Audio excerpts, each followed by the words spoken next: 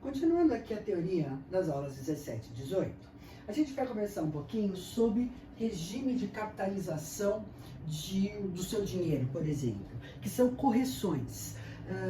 Você pode fazer um investimento a juros simples ou a juros compostos. Quer dizer, você pode remunerar o seu dinheiro, por exemplo, a juros simples ou a compostos. Qual que é a diferença entre uma coisa e outra? E aonde que a gente usa isso na prática?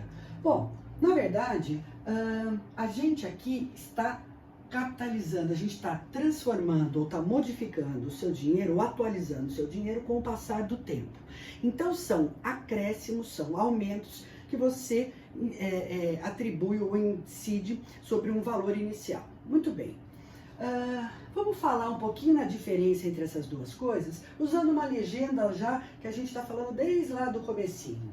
Eu vou pensar num valor inicial, um V0, que vai ser corrigido conforme o tempo passa. Então, T é o tempo que pode ser dado em dias, em meses ou em anos, e eu vou contar um valor inicial com o passar desse tempo fixo aqui, tá certo? Muito bem. E V de T a gente pode chamar de valor no tempo T ou montante, que muitos exercícios falam ou se referem ao V de T como o montante, que é o valor final, que é o inicial, mais os juros que vão incidir sobre ele. Muito bem. Num regime de juros simples, sempre a correção, ou sempre os aumentos, ou sempre a variação é linear. O que significa isso? Que com o passar do tempo, você sempre acrescenta quantias iguais ao que você já tinha acumulado. Tá, como é que a gente vê isso? Ó, nessa tabelinha aqui, por exemplo. Vamos pensar o seguinte, no início, quando eu fui lá no banco fazer uma aplicação, eu tinha V0 reais, unidades monetárias, tá bom? Aí eu combinei com o gerente o seguinte, depois de uma unidade de tempo, quer dizer, pode ser por ano, ou pode ser por mês, é só combinado. Vamos imaginar que seja por mês. A cada mês, o meu dinheiro vai sofrer uma correção ou um aumento de P%. Há um regime de juros simples. Eu quero saber no tempo T quanto eu vou ter lá. Bom, então vamos olhar, pensar naqueles aumentos de porcentagem que a gente falou na outra aula. Bom, passado um mês, por exemplo, o meu valor inicial V0 vai ser acrescido de P% vezes o valor inicial. Então, é V0 mais P% de V0. Eu nem vou fatorar nem nada, vou deixar aqui para você acompanhar o nosso desenrolar aqui. Imagina que eu não mexi nesse dinheiro, deixei ele lá e ele vai ficar por mais um período de um mês. Quanto é que eu vou ter depois de 2 meses? Bom, ao final do segundo mês, eu vou ter o que eu tinha no mês anterior, mais P% do valor inicial. Sempre nos juros simples, o meu acréscimo é em cima do valor inicial. Então, depois de 2 meses, eu vou ter V0 mais 2 vezes P% de V0. Olha ele aqui, ó. E depois de 3 meses, ao final do terceiro mês, quanto você tem na sua aplicação se você não mexeu nela? O que você tinha no mês anterior, mais P% do valor inicial. Tá vendo? Sempre o acréscimo é da mesma quantia. Tá bom. Quanto você vai ter no final do terceiro mês? V0 mais 3 vezes P% de V0. Porque eu estou juntando os termos semelhantes aqui. Com 3 termos numa sequência, você consegue me dizer o que está acontecendo nessa sequência. Ó, pensa comigo. No tempo 1, eu tenho uma vez P0. P% de V0. No tempo 2, é o que eu tinha no início, mais 2 acúmulos de P% de V0. No tempo 3, o inicial, mais 3 vezes P% de V0. E assim sucessivamente. Então, você pode me dizer quanto eu vou ter no tempo N. Quanto você tem no tempo N, então? O que eu tinha no início, mais N vezes P% de V0. Tá vendo? Esta relação é uma relação linear. A minha variável aqui, ela atua aqui na base dessa parcela. Ou seja, eu posso dizer que num regime de juros simples, o valor no tempo T é o valor inicial. Se você quiser pôr em evidência, você pode, mas eu vou deixar do jeito que tá, ó. É o valor inicial mais T vezes P% desse valor. Isso aqui é uma fórmula que ela não me interessa muito do ponto de vista, eu preciso decorar. Não, você precisa saber como é que as variações acontecem. Esta tabela, para mim, é muito mais importante do que eu saber uma simples formulinha. Tá, se você entendeu o que é isso, então qual é a diferença dos juros simples para os juros compostos, para o regime de juro composto? Neste caso aqui, a variação é exponencial. A cada mesmo período de tempo, eu vou aumentando o que se soma a cada tempo. Por quê? Porque no regime a juros simples, a porcentagem, o que se acrescenta, é sempre P% do valor inicial. P% do valor inicial. Tá vendo? Isso aqui está associado sempre ao valor inicial. Ele recai sempre em cima do primeiro. Nos juros compostos, não. Sempre a porcentagem é calculada em cima do último valor ajustado. Cláudia, não sei se eu entendi. Então vamos para a nossa tabelinha. No início eu tinha V0. E eu combinei lá com o meu gerente do banco que eu vou fazer uma aplicação a juros compostos.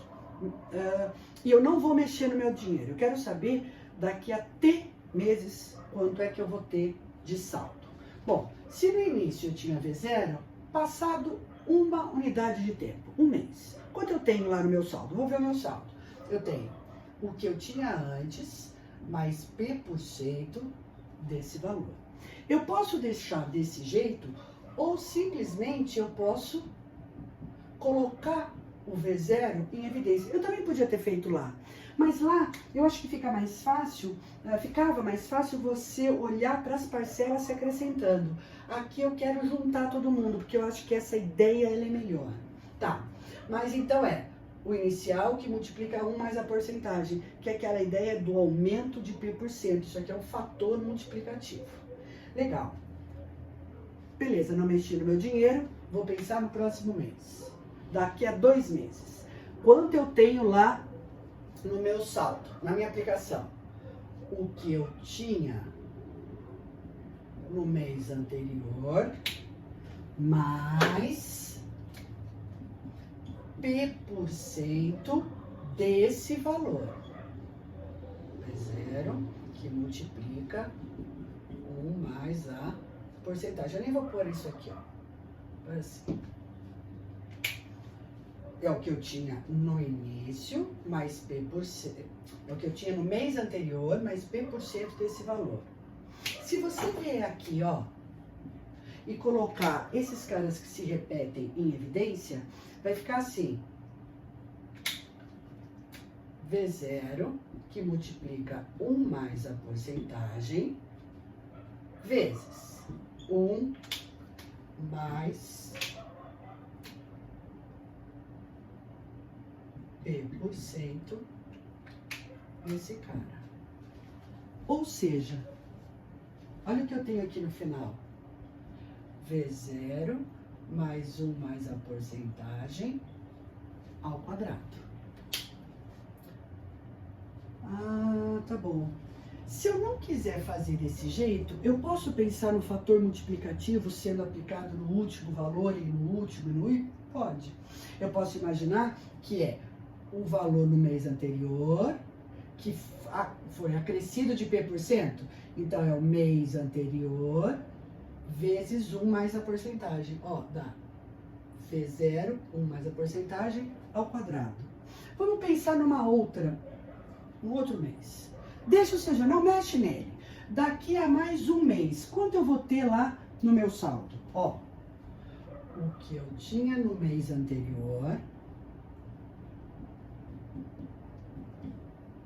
mais P% desse valor. Até vou escrever em preto para ficar melhor.